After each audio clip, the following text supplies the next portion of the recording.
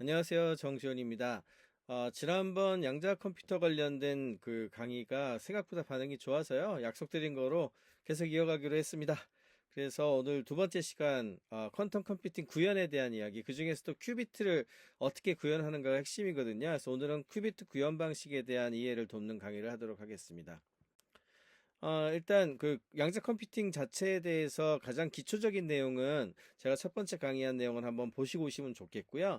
오늘은 큐비트 그 자체에 대해서만 설명을 드릴 건데, 양자 컴퓨터라고 하는 것은 큐비트를 어떻게 구현하는 것인가, 이게 제일 핵심이 됩니다.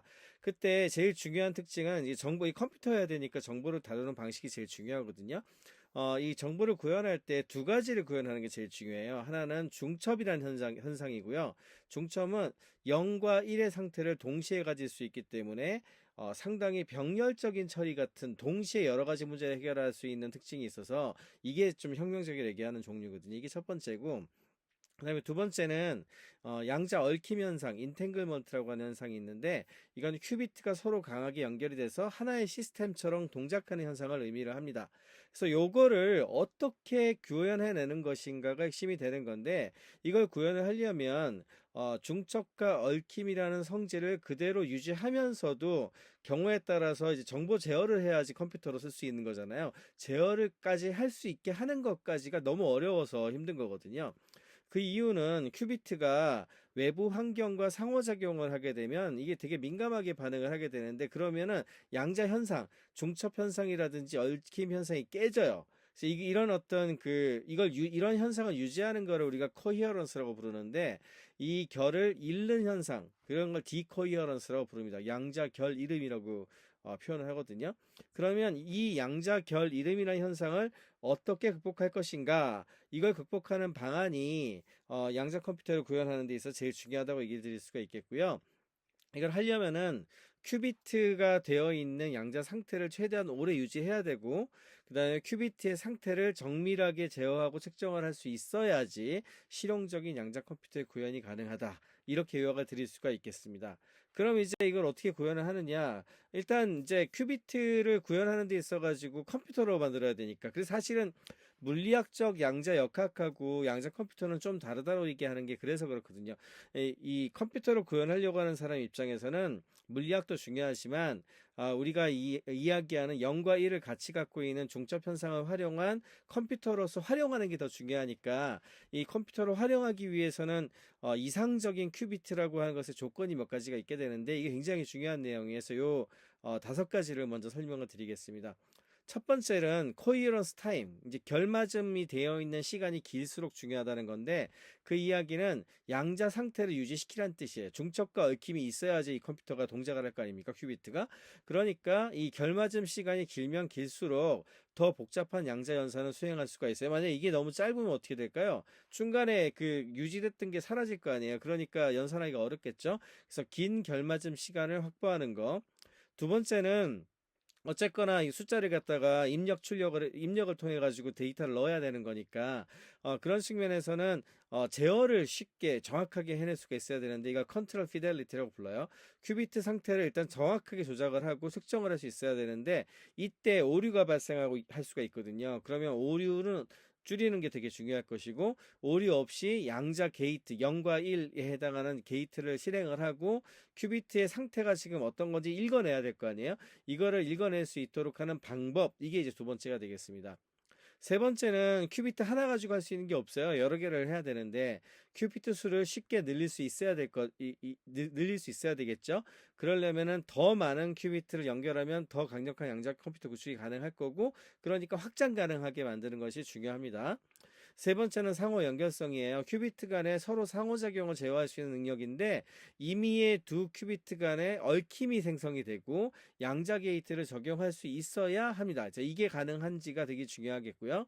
그 다음에 마지막으로 제작용이성, 이게 큐비트 대량으로 생산할 수 있도록 하려면은 컴퓨터를 만들어야 되니까, 경우에 따라서는 진짜 실용적으로 이제 컴퓨터로 돌리려면은 수백만 개에서 수천만 개의 큐비트가 필요할 걸로 예상이 되는데, 이렇게 많이 만들 수 없다면 안 되겠죠? 그러니까 제작이 편리하게 만들 수 있는 제작 용이성, 요 다섯 개를 구현하는 것이 큐비트 구현과 양자 컴퓨터를 만드는 데 핵심이 되는 기술적인 내용입니다.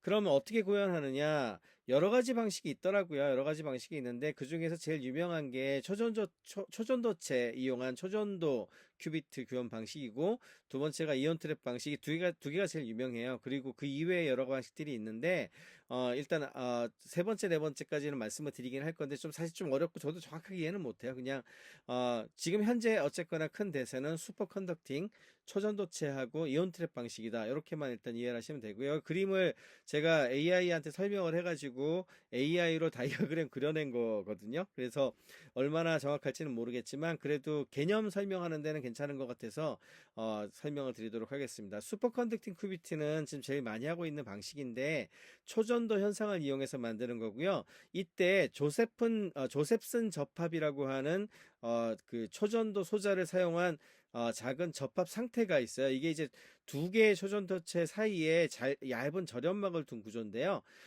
이렇게 되면은 이제 극초온 상태를 갔을 때 저항이 거의 0의 형태에 가깝게 하는 거, 이걸 초전도체라고 부르잖아요. 그러면은 이때 초전도 루프라는 게 발생을 하게 되는데, 이때 전류가 이렇게 방향이 어느 방향으로 도느냐에 따라 가지고 0과 1을 중첩해서 표현할 수도 있고요. 경우에 따라서는 전하 양이 어느 정도냐에 따라서 0과 1을 정의할 수 있다고 그래요. 그래서 이거를 이제 컨트롤하는 것은 마이크로파로 이렇게 때려가지고 큐비트 상태를 조작을 할 수 있다고 하거든요. 이런 식으로 초저온 상태를 만들어서 초전도체를 접합하는 그 접합체의 접합체를 이용해서 그 돌아다니는 전하의 어떤 흐름, 이걸 가지고서 큐비트를 구현하는 방식이 슈퍼컨덕팅 큐비트라고 부르고요. 초전도체 큐비트죠. 이게 이제 장점은 반도체 방식 비슷하게 반도체 기술을 활용할 수가 있으니까 대량 생산화해서 컴퓨터화하기가 그래도 비교적 쉽다 그럽니다. 그래서 이제 제일 많이 하고 있는 방식인 거고, 또 한 가지 장점은 큐비트 상태를 이렇게 전환을 시킬 수 있어야 되는데 이 게이팅하는 그 속도가 나노초 단위라고 그래요. 이게 느낌이 우리 CPU 같은 거에 그 주파수 그 몇 헤르츠 하는 거 있잖아요. 그거 느낌인데 이게 빠르면 빠를수록 좋겠죠. 그래서 게이트 속도가 빠르다는 장점이 있고, 근데 단점이 이 초전도체 큐비트의 현재의 어떤 단위 사이즈가 크다 그럽니다. 수백 마이크로미터 정도 크기가 나오기 때문에 다른 큐비트 기술에 비해 상대적으로 크기가 큰 거라서 어떻게 보면은 컴퓨터가 큰 거죠. 그러니까 어찌면 어떤 면에서는 이제 이 부분에 대한 문제를 해결하는 것이 굉장히 중요한 어떤 부분이 되겠습니다. 두 번째가 이제 그 이온 트랩 방식인데, 이온 트랩 방식은 어떤 거냐면 전자기장을 잘 이용을 해서 이온을 진공 중에 복잡아둘 수 있는 현상을 우리가 이온 포획 현상이라고 부르는데, 이때 이온의 전자 에너지 준위 또는 운동 상태를 이용해서 0과 1을 정의할 수 있다고 합니다. 이거의 제어는 레이저를 조사를 해서 이온 상태의 변화를 주는 방식으로, 또는 이온 간의 상태의 그 상호작용을 유도를 해서 0과 1을 정의한다라고 하거든요. 그래서 이제 큐비트의 양자 상태를 오랫동안 유지할 수 있는 긴 결맞음 시간을 확보할 수 있기 때문에 그런 면에서는 이제 컴퓨팅 처리하는 기간이 길어지는 거잖아요. 그게 장점이고, 그 다음에 큐비트를 매우 레이저를 이용을 해가지고 매우 정밀하게 조작하고 측정을 할 수 있기 때문에 제어가 쉽다라고 부릅니다. 이게 여기 냉각 레이저나 뭐 제어 그 레이저를 이용을 해가지고 에너지 준위가 여기 있을 때 위에 있을 때를 각각 0과 1로 정의를 하게 되면은 이제 이 이온 트랩 방식으로 이제 큐비트를 만들 수가 있는 건데요. 또 한 가지 굉장히 큰 특징이 이온 트랩 안에 있는 모든 이온, 여기도 지금 이온이 3개가 있는데 이 같은 이온들이 여기 들어가 있는 모든 이온들이 서로 상호작용을 동시에 할 수 있다 그래요. 이거를 all to all 커넥티비티라고 이야기를 한다는데, 이게 이제 양자의 어떤 그 숫자가 늘어나게 되면은 굉장히 큰 장점이 될 수 있어서 이온 트랩 방식이 앞으로 미래에 굉장히 유망하다는 얘기들을 굉장히 많이 하고 있죠. 근데 뭐 꼭 장점만 있는 것은 아닙니다. 이온 트랩 방식의 단점은 게이팅하는 속도가 아까 나노세컨드, 이제 초전도체 방식의 나노세컨드라 그랬잖아요. 이건 마이크로초에서 밀리초 정도 나오기 때문에 상대적으로 게이팅이 늦어요. 그래서 그런 면에서 이제 단점은 있다. 그렇지만 뭐 장점도 많아서 이온 트랩 방식도 초전도체 방식과 함께 가장 많이 쓰이는 방식이다. 이렇게 이해하시면 되겠습니다. 지금부터 조금 어려운 방식 두 가지 정도를 더 얘기를 드릴 건데요. 이제 광자 큐비트 방식이 있습니다. 광자 큐비트 방식은 우리가 빛의 가장 작은 단위는 광자를 이용해서 큐비트를 만드는 거고요.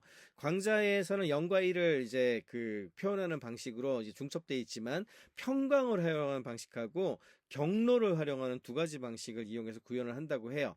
평광 상태 같은 경우에는 수직 수평으로 이렇게 빛의 두 갈래로 나눠 가지고 하는 걸 처리를 하고, 경로 같은 경우에는 어느 쪽으로 경로를 가게 하느냐를 이용해서 0과 1을 정의를 하는데, 이때 빔 스플리터 또는 위상 변환기 같은 광학 소재를 이용해서 광자 상태를 조작을 할 수 있고요.